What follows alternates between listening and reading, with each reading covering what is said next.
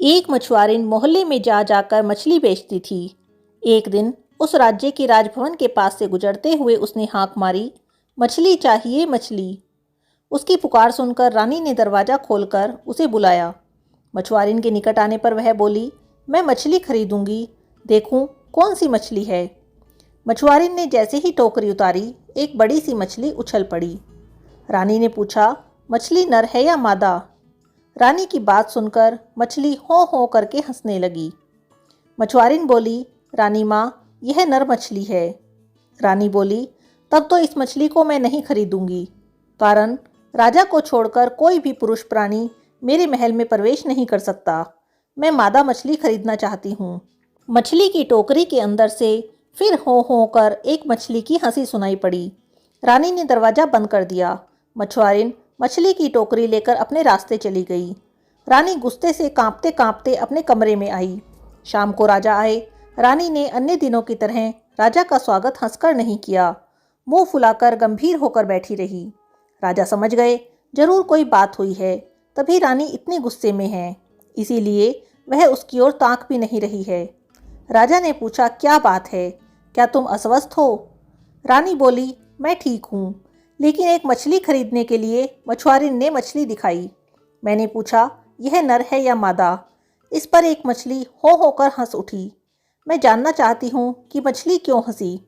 इसका कारण न जान पाने पर मैं विष खाकर मर जाऊंगी। राजा ने हंसकर कहा, मछली हंसी थी? असंभव, निश्चय ही तुमने कोई स्वप्न देखा होगा।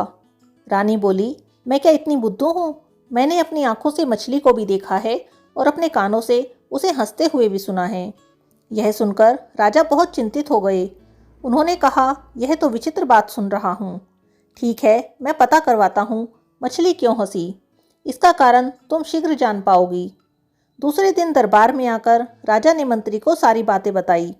फिर बोले, मंत्री, मछली क्यों हंसी, इसका जवाब मुझे चाहिए। 6 माह का समय तुम्हें दे रहा हूँ। इसका कारण ना बताने पर तुम्हें मृत्युदंड दिया जाएगा।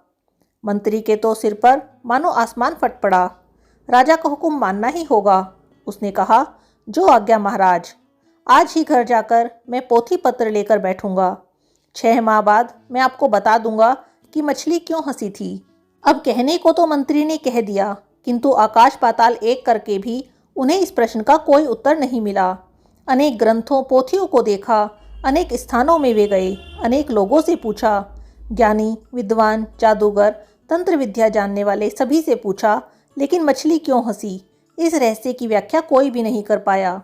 सोच सोचकर मंत्री की नींद उड़ गई, भूख खत्म हो गई, शरीर कंकाल जैसा हो गया। देखते देखते 5 माह गुजर गए। मंत्री समझ गए कि उसकी जिंदगी मात्र 1 माह की है, उसके बाद मृत्यु निश्चित है। वे राजा को अच्छी तरह जानते थे। राजा जो बोलते थे वही करते थे।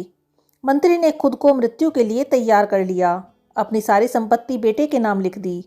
मंत्री इस बात को समझ रहे थे कि उसको मृत्युदंड देने के बाद भी राजा का क्रोध कम नहीं होगा। उसके पुत्र को भी राजा के क्रोध का सामना करना पड़ेगा। इसीलिए एक दिन मंत्री ने अपने पुत्र को बुलाकर कहा, तुम देश भ्रमण के लिए निकल पड़ो। जब तक राजा का क्रोध शांत न हो जाए तब तक तुम इस राज्य से बाहर ही रहो।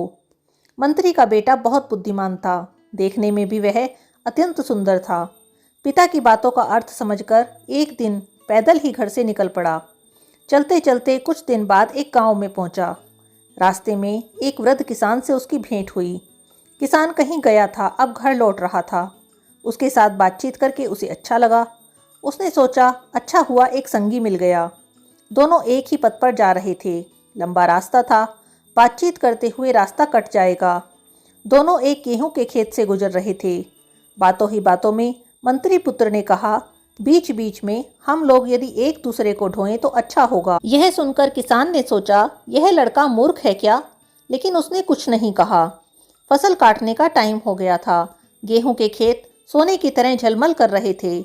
उधर दिखाकर मंत्री पुत्र ने पूछा, क्या वह सब खाया जाता है? वृद्ध किसान समझ नहीं सका कि क्या उत्तर दे। वह बोला, मैं ठीक से नहीं जानता हूँ। इसी तरह चलते चलते एक दूसरे गांव में पहुंचे। गांव बहुत बड़ा था।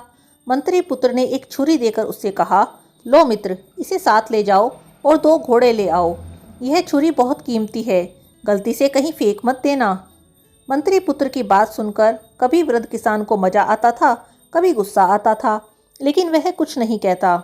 उसने छुरी को उसकी ओर ठेलकर बड़बड़ाते हुए कहा, अच्छे मित्र से पाला पड़ा है, या तो ये पागल है या अनजान होने का भान कर रहा है। मंत्री पुत्र ने किसान की बात सुनकर भी ना सुनने का भान किया, कुछ कहा भी नहीं, चुपचाप में चलते रहे। ग्राम पार करने के बाद एक शहर में पहुंचे। शहर में लोगों की काफ़ी भीड़ थी, परंतु किसी ने भी उनसे कुछ बातचीत नहीं की। बाजार को पार कर वे एक मस्जिद के पास पहुंचे। इतनी दूर तक चलते चलते दोनों बेहद थक गए थे, परंतु वहां भी किसी ने बाहर निकलकर थोड़ी देर सुस्ताने के लिए नहीं कहा। मंत्री पुत्र ने किसान से कहा, यह तो विशाल कब्रगाह है। शहर का एक पथ कब्रगाह की ओर गया था। वहां कुछ लोग एक कब्र के निकट खड़े होकर प्रार्थना कर रहे थे। मृत परिजन के नाम पर राहगीरों को रोटी बांटी जा रही थी। मंत्री पुत्र और किसान के निकट आने पर उन्हें भी दोनों हाथों में भरकर रोटियां और मिठाई दी गई। मंत्री पुत्र बोल उठा, चमत्कारी शहर। सुनकर किसान ने सोचा, ये तो बिल्कुल पागल है। शहर को कहता है कब्रगाह और कब्रगाह को कहता है चमत्कारी शहर। इसके बाद जल को कहेगा थल और थल को कहेगा जल। विचित्र आदमी है ये। लेकिन उसने अपना मनोभाव प्रकट नहीं किया। चलते चलते सामने एक नदी मिली। नदी पार होना था। किसान अपनी कमीज और जूते खोलकर नदी में उतरा। मंत्री पुत्र ने वैसा कुछ भी नहीं किया। वह जूते और कमीज पहनकर ही नदी को पार कर गया। किसान ने सोचा, ऐसा मूर्ख आदमी कभी नहीं देखा। कथनी और करनी दोनों दृष्टियों से मूर्ख लग रहा है, लेकिन बातचीत में काफ़ी विनम्र है। उसने सोचा, अगर इसे अपने घर ले जाऊं तो पत्नी और बेटी बहुत खुश होंगी। यह सोचकर किसान ने मंत्री पुत्र से कहा, निकट ही मेरा घर है, चलो रात मेरे यहाँ बिताकर जाना। मंत्री पुत्र ने कहा, आपकी आंतरिकता देखकर खूब खुशी हुई। आपके घर के दरवाजे और कुंडी मजबूत तो हैं। ऐसी बेतुकी बात सुनकर किसान फिर कुछ बड़बड़ाया और मन ही मन हंसते हुए कहा, यह मेरा घर है, तुम थोड़ी प्रतीक्षा करो, मैं भीतर खबर देकर आता हूँ।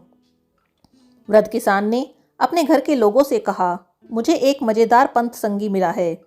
वह लड़का बहुत दूर तक मेरे साथ आया है।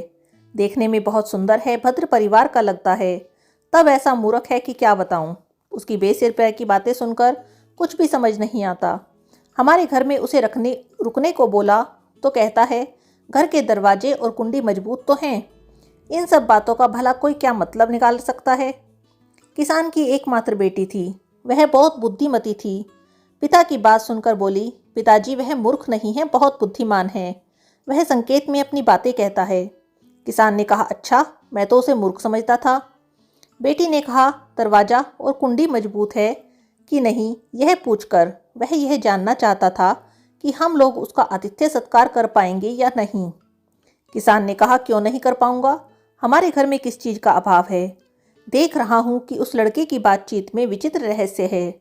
राह में चलते चलते उसने मुझसे कहा था, क्यों ना हम एक दूसरे को ढोएं, इससे थकावट कम होगी। तब किसान की कन्या ने कहा, दरअसल वह बताना चाह रहा था कि एक जन दूसरे को कहानी सुनाए तो समय अच्छे से कट जाएगा। किसान आश्चर्यचकित होते हुए बोला, अच्छा ऐसी बात थी। जब हम एक गेहूं के खेत के पास से गुजर रहे थे तो उसने पूछा, क्या ये खाया जाता है। किसान की बेटी बोली, पिताजी इतनी सरल बात भी आप नहीं समझे। वह जानना चाहता था कि खेत का मालिक ऋणग्रस्त है या नहीं। अगर ऋणग्रस्त है तो उसके गेहूं को समझ ले कि महाजन ने खा लिया। वह गेहूं जाएगा ऋणदाता महाजन के घर और किसान को मिलेगा ठेंगा। किसान ने सिर हिलाकर कहा, हाँ हाँ, यही बात होगी। तब एक और बात सुनो। हम लोग एक गांव में घुसे। एक छोटी छुरी देकर उसने मुझसे कहा, 2 घोड़ा ले आओ, छुरी लाना मत भूलना। इसका क्या मतलब हुआ। किसान की बेटी ने कहा, पथ पर चलने पर जैसे घोड़े की जरूरत पड़ती है, वैसे ही लाठी की भी जरूरत पड़ती है। उसके कहने का मतलब होगा कि 2 मोटी लाठी काट कर ले आओ और छुरी लाना मत भूलना, कारण छुरी की जरूरत बाद में पड़ सकती है। किसान ने सहमति से सिर हिलाया। उधर मंत्री पुत्र बाप बेटी की बातचीत सुन रहा था। वह समझ गया किसान की बेटी अत्यंत बुद्धिमती है। तब उसने उन्हें अपना वास्तविक परिचय दिया और घर छोड़ने की सारी बात उन्हें बताई। मछली के हंसने का कारण पर किसान की बेटी बोली, मछली रानी की मूर्खता पर हंसी। मछली को कोई व्यक्ति जीवित तो खाता नहीं है, उसे काटकर अच्छी तरह धोकर आग में पकाया जाता है। जब मछली को काटा जाता है उसी समय नर मादा का भेद मिट जाता है। और पकाने के बाद तो रहा सहा भेद भी खत्म हो जाता है। रानी की इसी बुद्धिहीनता पर मछली हंस पड़ी। यह सुनकर मंत्री पुत्र बहुत खुश हुआ। वह तुरंत ही अपने राज्य में पहुंचा और अपने पिता को सारी बात बताई। मंत्री ने राजा को यह बात बताई। उत्तर सुनकर राजा संतुष्ट हुए। उन्होंने मंत्री को मृत्युदंड से मुक्त कर दिया। मंत्री ने अपने बेटे के लिए किसान की पुत्री का हाथ मांगा। किसान सहर्ष तैयार हो गया और एक शुभ दिन में किसान की पुत्री के साथ मंत्री पुत्र का विवाह हो गया।